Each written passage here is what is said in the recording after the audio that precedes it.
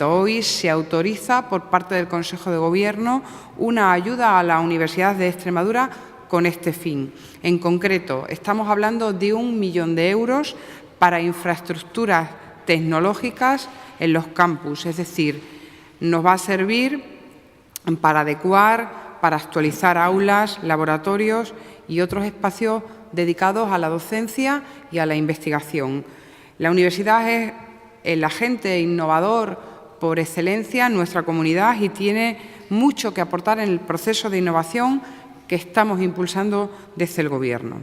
En concreto, son 650.000 euros destinados a obras en laboratorios de la Facultad de Ciencia Veterinaria, Ciencias del Deporte, la Escuela Politécnica y la Universidad de Ingenierías Industriales.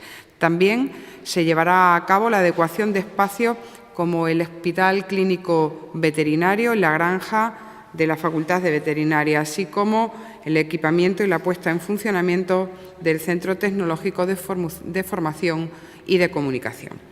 Además, se destinarán 200.000 euros en infraestructuras telefónicas y 150.000 en servicios y aplicaciones para el ciudadano.